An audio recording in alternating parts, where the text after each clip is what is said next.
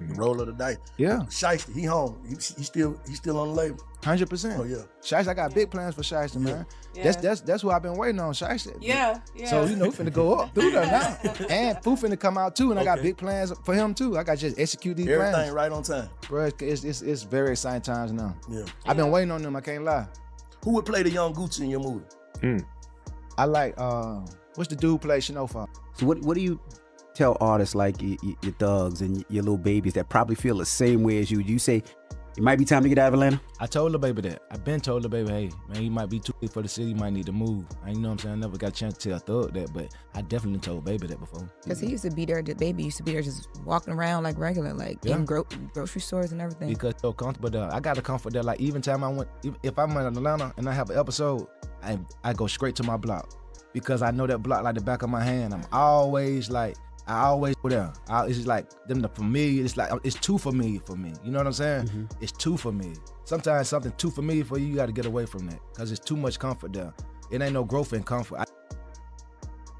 Actually, Gucci Mane was just robbed recently in they say it was in LA. I know that I don't know if you got to see the whole Gucci Mane Pooh Shiesty beef that's been going on. He was just robbed for his wedding ring and his watch.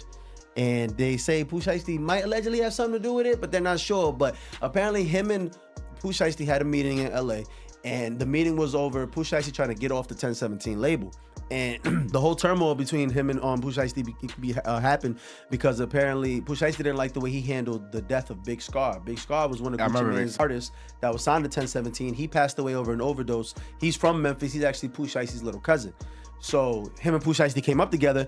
When Big Scar died, Gucci was supposed to pay for the funeral, which they said that he didn't. Then his wife posted receipts that he did pay for the funeral, but he also then asked for the chains back. I believe he had 4 chains that he gave to Big Scar. He asked for Big Scar's chains, and that turned into a whole online beef, a whole online orchestra. And Shiesty, I guess, just wasn't really feeling the way he went about it. And in the midst of all that, Shiesty's trying to get out the deal. Of course, Gucci Mane's like, hell no.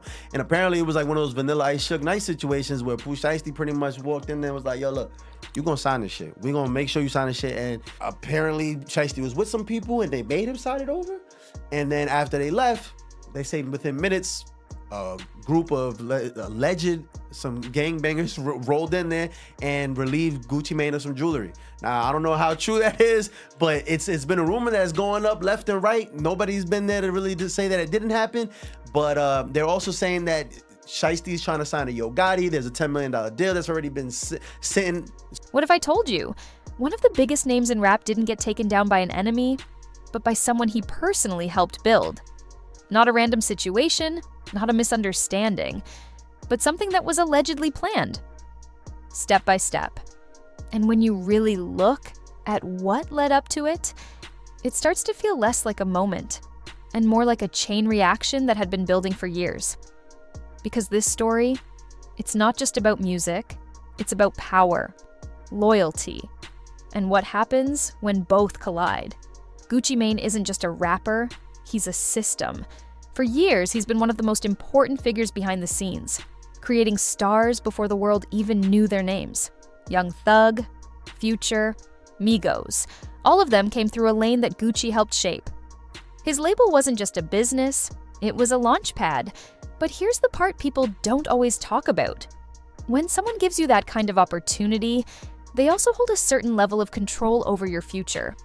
And not everyone handles that the same way. Because while some artists see it as a blessing, others start to feel something very different. That's where Pooh Shiesty enters the picture. Raw energy, Memphis background. No major backing, just momentum.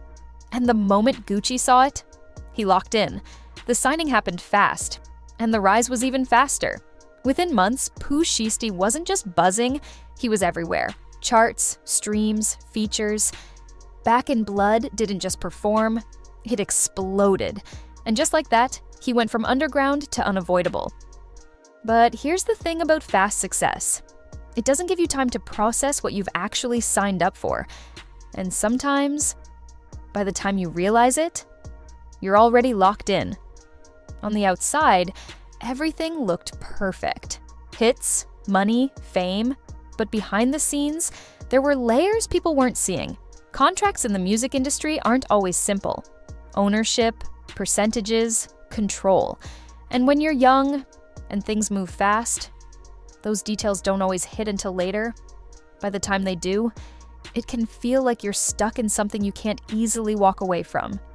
And if that pressure builds long enough, it doesn't just disappear.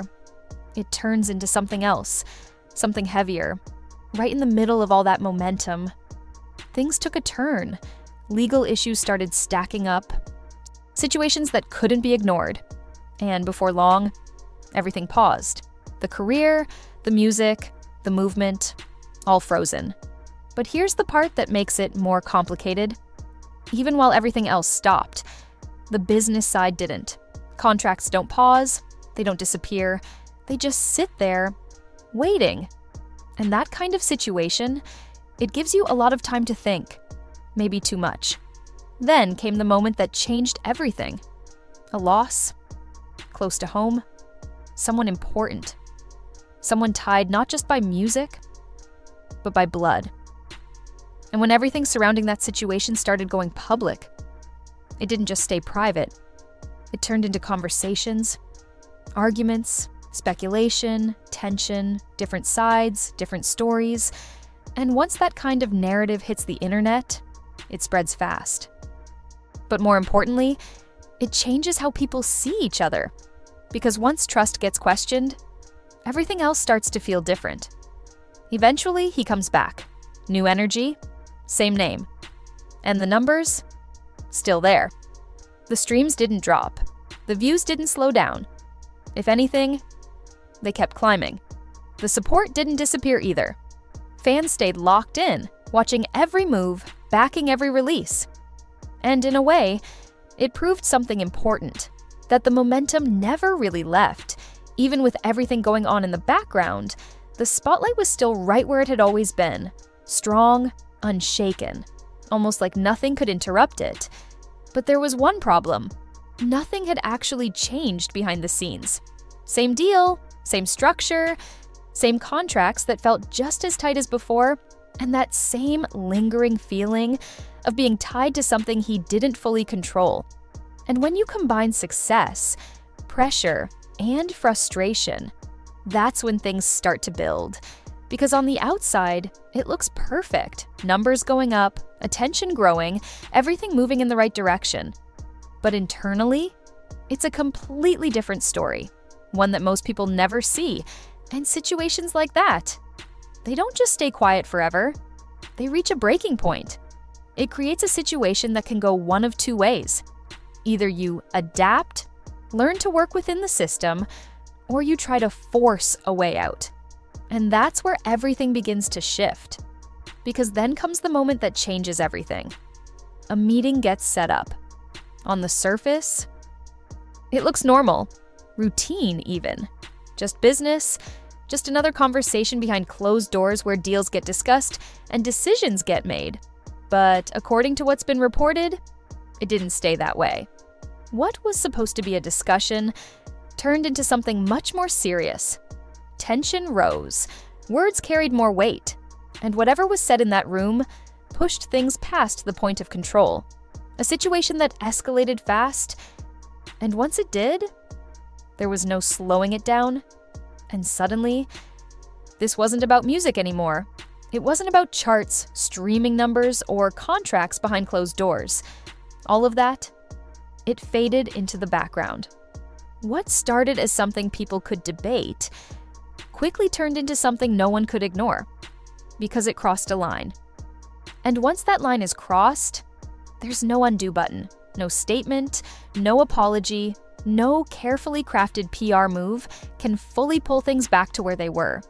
That moment changes everything. Because what happened next? That's where reality hits. Evidence started surfacing, not rumors, not speculation, real details, movements tracked, timelines pieced together, receipts that didn't just suggest something happened, they pointed directly at it. And in today's world, nothing stays hidden for long, especially when multiple pieces start lining up in a way that's impossible to dismiss. At first, people tried to question it, to poke holes in the story, but the more that came out, the harder it became to deny. And when everything finally came together, it wasn't just one person facing consequences. It was everyone involved. Careers that took years to build, suddenly hanging by a thread. Reputations carefully crafted over time, unraveling in real time. Futures that once looked certain, now filled with uncertainty. And the scariest part? It all happened so fast. And when you really step back and look at this whole situation, it stops being just another headline scrolling across your feed. It becomes something deeper, something uncomfortable, a question about loyalty, about who stands with you when everything is falling apart, and who quietly steps back when the spotlight gets too intense. Because in moments like this, you don't need statements or interviews to tell you the truth. You see it in actions, in silence, in distance. Because when everything's good, everyone's around. But when things get complicated, that circle gets smaller, fast, and that's when reality hits. Who was really on your side? And who was just there for the moment? But it doesn't stop there. This also becomes a question about power, about control, about ownership, about what really happens when opportunity and pressure collide at the highest level. Because from one perspective, this looks like betrayal, a line crossed that should have never been crossed. But from the other side, it looks like frustration, like being pushed into a corner, like feeling stuck in a system where every move is controlled, every decision questioned, and every success comes with strings attached. And somewhere in the middle of those two narratives, the truth gets harder to find. Because both sides tell a story that makes sense to them. Both sides believe they're justified, and the more noise that builds around it, the harder it becomes to separate fact from perspective. So now the real question is, was this about freedom? Or was it something deeper that had been building over time? Pressure stacking up quietly until it finally reached a breaking point? Because situations like this, they don't just explode out of nowhere. There are always warning signs, tension that goes unnoticed, conversations that never get resolved, emotions that keep building until one moment changes everything. And when that moment comes, it doesn't just affect one decision, it affects everything after it.